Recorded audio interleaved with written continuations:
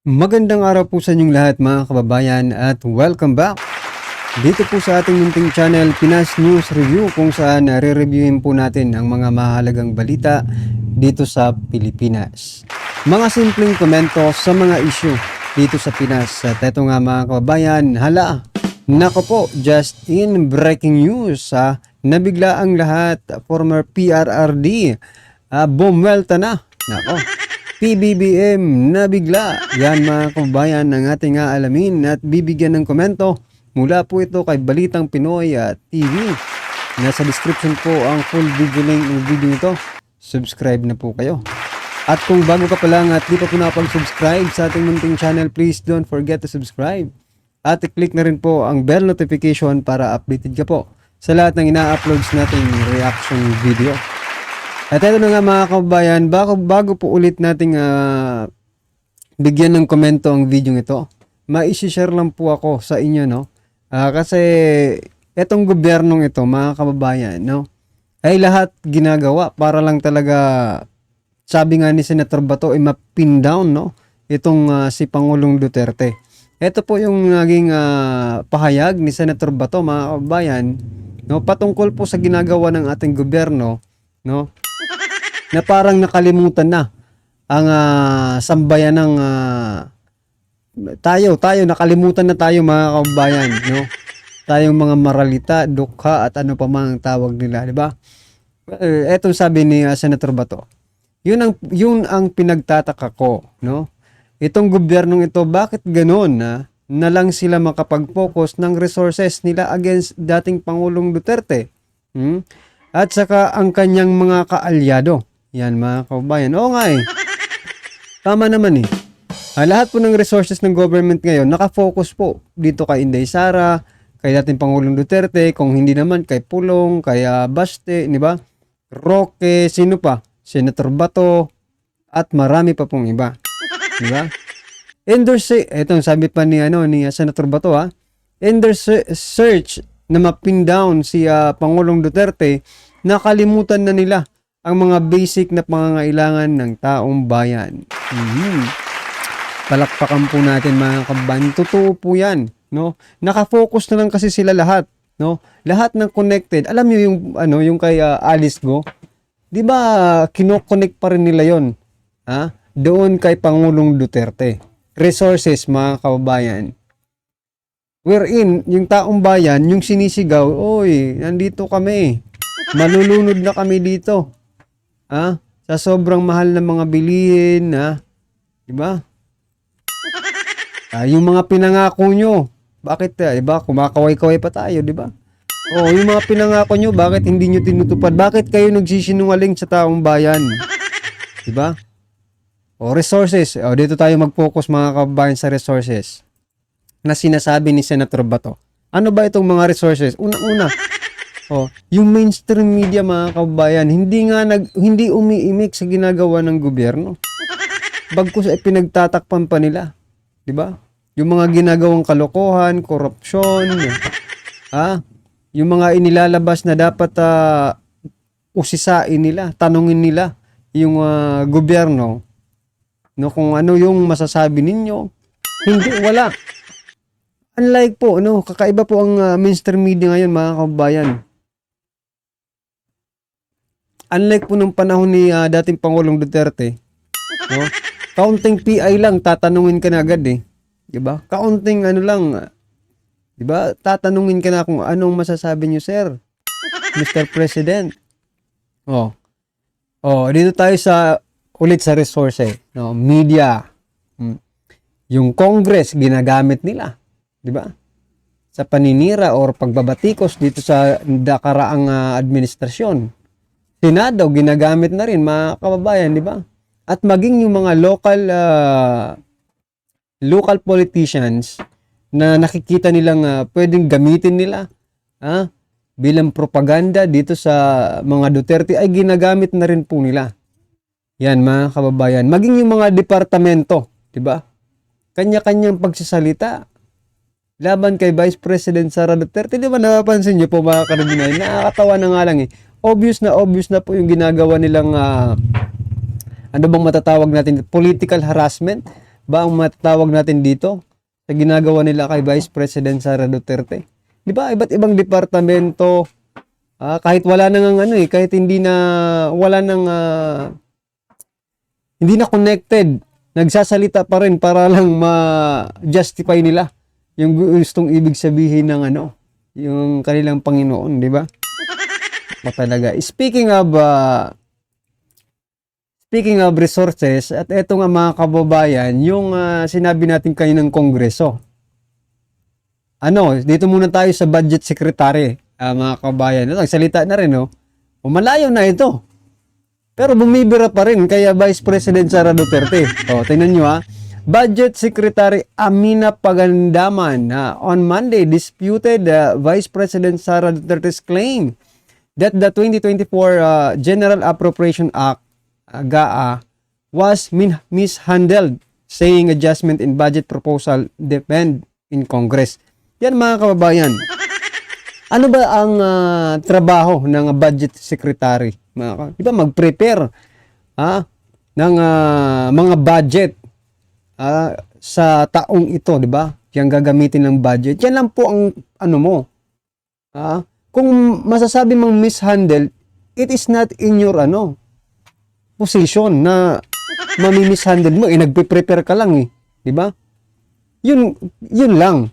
Kung talagang mayroong kalokohan ding ginagawa diyan sa Department of bang tawag ito? Budget, di ba? Management, DBM, Kasi pumutak ka ibig sabihin tinamaan ka. Doon ngayon nga yung sinabi ni Pipi Sara yung mga pumuputak, ay yung mga nagsasalita, di ba, yung sasalita sila po yung mga tinatamaan. Now, mga kababayan, dapat po ba na magsalita ng ganito ang isang budget secretary sa ating Vice President Sara Duterte? Diba, sino ka?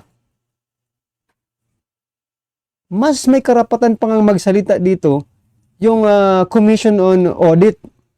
Diba, kasi sila ang magsasabi kung na-mishandle ba, na-mishandled yung budget. Kasi sila talaga yung mag-audit doon Makikita nila on the ground, di ba? Pero ikaw, budget lang ang inaano mo, tapos ganyan ka magsalita kay BP Sara, di ba? Si BP Sara, makasabi niya talagang mishandle kasi nasa executive siya Diba? Nakikita niya yun. Well, mga kabayan, maybe this is part of atake na naman kay Vice President Sara Duterte, di ba?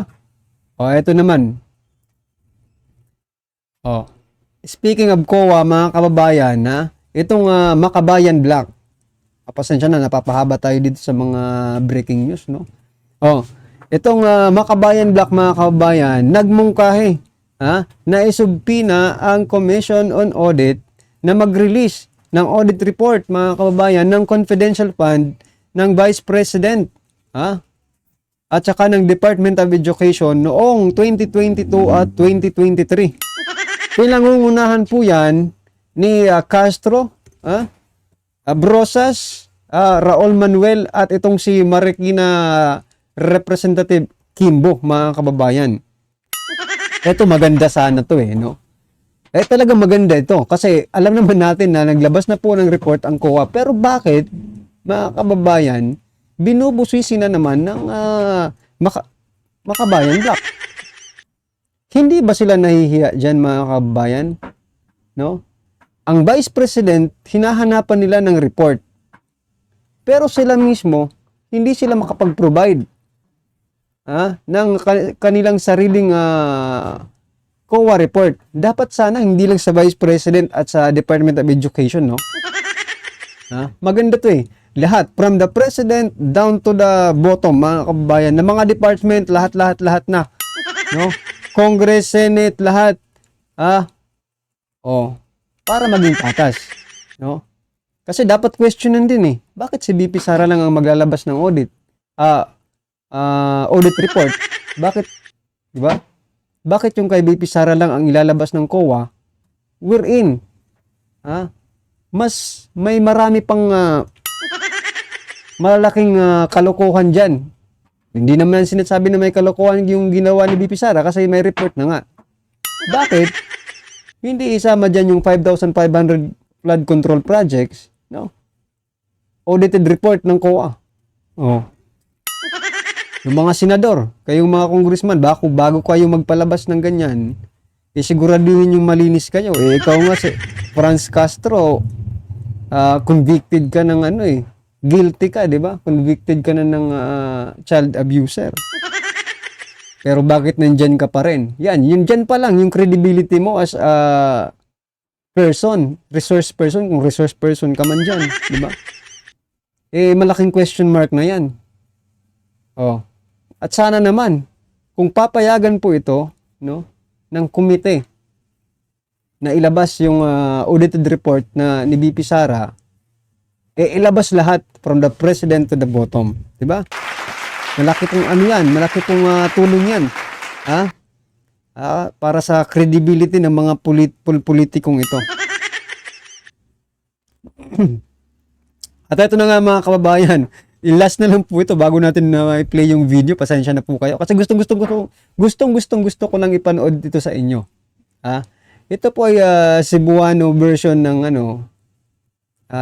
dialect natin. Pero panoorin natin itong yung simbahan nagsalita na rin at napakaganda po ng sinasabi nila. Ito po mga kababayan, panoorin po natin.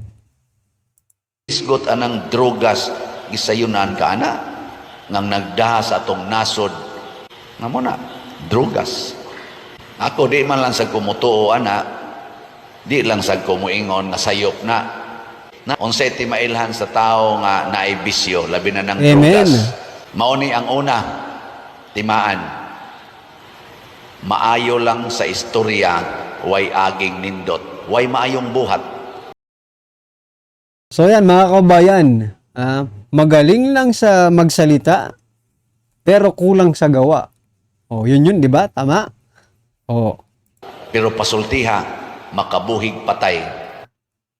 Yun na nga mga kabayan, sobrang galing magsalita, mabubuhay talaga ang mga patay. Di ba? Kahit wag na po natin yun. Ito lang, yung 5,500 flood control projects na lang, di ba? Yan pa lang, binuhay niya yung 5,500 flood control. Di ba?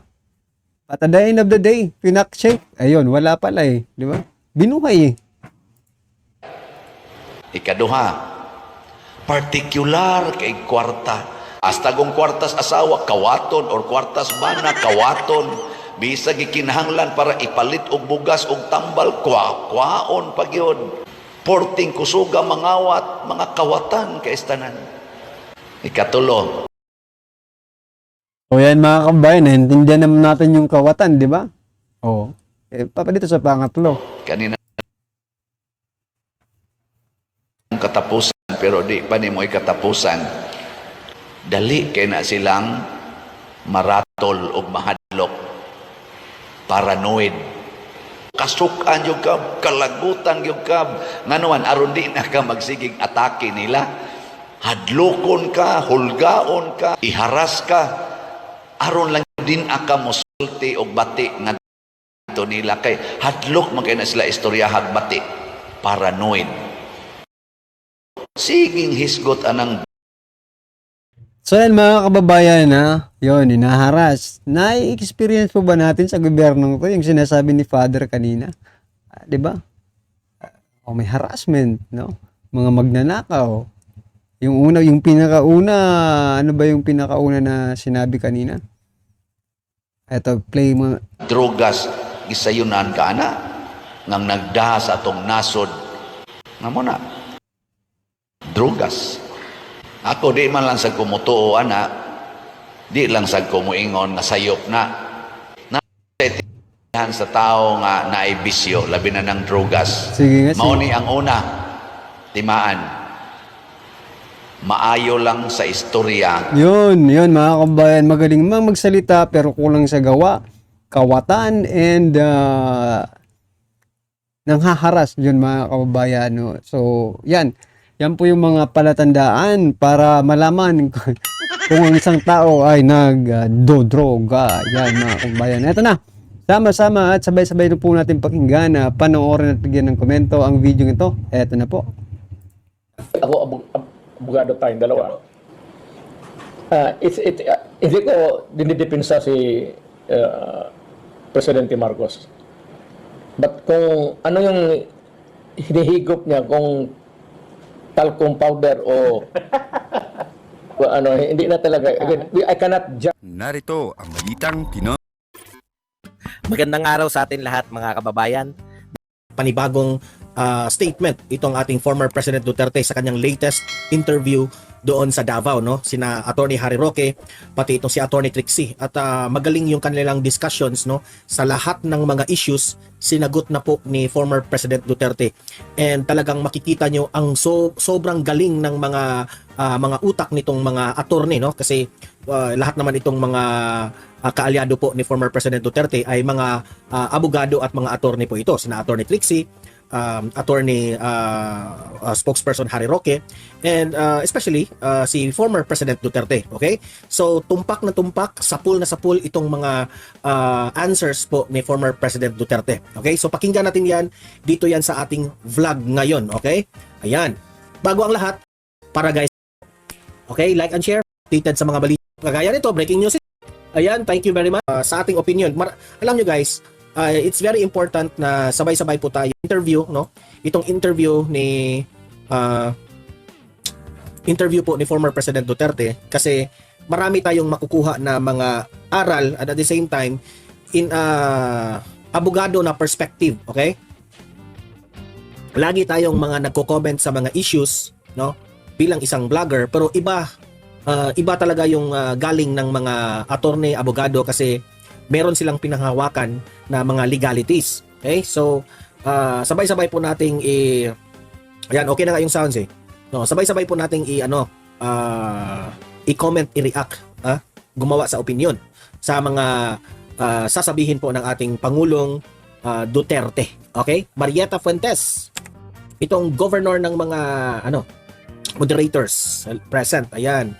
Ruby Tabios, ayan, mayor ng mga moderators. Hi Migs Duhina, ayan. Hello, good eve po mga kasisi at kay Sir Donmar, ayan. So, let's start. Duterte, pasok. Former President Duterte. Maligayang kadayawan and welcome to Basta Davaoenyo. Ako po muli ang inyong guest host, Trixie Cruz Angeles, at kasama po natin ngayon former spokesperson, Attorney Harry Roque. Ay, mayong buntad, Davao, at karangalan ko na makasama kayo ngayong kadayawan, no? At siyempre, dahil ngayon po ay ang napaka-importanting gabi at araw, dahil kasama na naman natin ang mayor ng Sambayanang Pilipino, walang iba po, kundi si Mayor Rody Duterte. Magandang araw, gabi o umaga. Alin dyan sa oras na programa na ilalagay yung itong interview ko para sa inyong lahat. Well, ano na po talagang banat na kaagad, Mayor, ha? Ang unang tanong, Mayor, ano naman sasabi niyo doon sa mga revelasyon nitong Katibinag ng taga Davao din, na 5 beses daw niyang nakita si PBBM Jr. na pumitit ng powdery white substance? Yun ang sabi ni Kati, nakausap ko naman siya. Well, alam mo kasi, Ito nagre-react na po si former President Duterte patungkol dito sa revelasyon ni Kati Binag. ako abogado tayong dalawa. Hindi ko dinidepensa si Presidente Marcos. But kung ano yung hinihigop niya, kung talcum powder o hindi na talaga. Again, I cannot judge, I cannot rather give a conclusion on a picture na humihitit siya na hindi ko nakita yung, or somebody after an investigation would say that what was shown in what was depicted in the picture, ito yung ginamit niya. Mahirap kasi pero from the looks of it, parang ikaw tingin mo. Hindi, pero kilala niyo po si Kati Binag. Oh. Talaga naman pong naging partner ni Tony Boy Florendo, no? At yung sinabi niyo nung una na may mga mayayaman sa Davao na nagdodroga, will you be at liberty para sabihin kung sino-sino yung mayayaman na yan? Kasi ang binanggit ni Kati Binag Voltes 5, no? Si Tony Boy at yung kamag-anak niya na si Sap, tapos may mga iba pa, no, ng mga mayayaman. Sila ba ho yung tinutukoy yung mayayaman sa Davao? Alam mo dito, historically, baski saan, ang unang pumapasok sa mga ganong bisyo, even during my younger days, yung mga marijuana, yun namang mayayaman eh. Alam mo kasi yung taga Boulevard of Broken Dreams, yung squatter area dito, sa likod, hindi naman harap. Hindi na yung squatter area ngayon, pero binigay na sa kanila. At binayaran na nila. Yun ang hotbed noon ng, hindi naman ibang bagay. Hindi dyan sa, pero ngayon, itong bagong generation, itong Shabu, it cuts across the all classes of society. From A, B, C, D, E. Ano po masasabi niyo yung mga alta daw, kaya marami nagko-cocaine, natural daw, hindi gaya ng shabu na artificial, synthetic. Walang diferensya yun eh, no? Basta addicting. We go by the medical description of what you're taking, the substance. O kasi sinabi ng medical experts na it is a drug which is it induces hallucinations, you going violent diba, yung utak mo. If it is a drug that is prohibited because it destroys the mind, talagang bawal yan at masama. Well, huli na lang po bago si Atty. Trixie naman magtatanong sa inyo. No? Nakasaad po sa salaging batas na kapag merong serious illness ang presidente, dapat magbigay ng impormasyon sa taong bayan. Alam po natin na ang drug addiction is considered by doctors as a serious illness. Tingin niyo ba ho kinakailangan magbigay na ng impormasyon ang presidente tungkol sa estado ng kanyang kalusugan, lalong-lalo na doon sa speculation? Di pa naman napapatunayan. Pare-pareho tayong abogado, no? So we cannot condemn him as a drug user. Pero napakalakas na po ng angas eh. Kasi yung sinabi nyo, na mapakitaan kayo ng ebidensya, sinabi ni Agent Morales, na may confidential witness, yung video ni Maharlika, at ngayon si Cathy Dina. Should he now comply with the Constitution and report to the nation the state of his health? I suppose that really, seriously now, kung ikaw ay isang public official and you're suffering from an addiction, except sexual na. Prangka-prangka tayo, total matatanda naman tayo dito lahat siguro ang nakikinig sa programa to. You must at least come up with something. Pero kung sabihin mo, ginagamit ko yung panahon na ito na presidente ako, especially when I make decisions, wala na po yan. It's out of the question. Now, if you keep a healthy distance from the issue, ayaw mo namang i-debunk, ayaw mo namang you do not come out with an outright denial. So, magtatanong tayo kung tao na, kung hindi totoo, bakit niya sabihin hindi totoo? At kung totoo naman, bakit hindi niya, Diyan tayo nagtataka. Kasi no comment siya. So yan mga kababayan, isa lang po talaga ang maaaring gawin, no?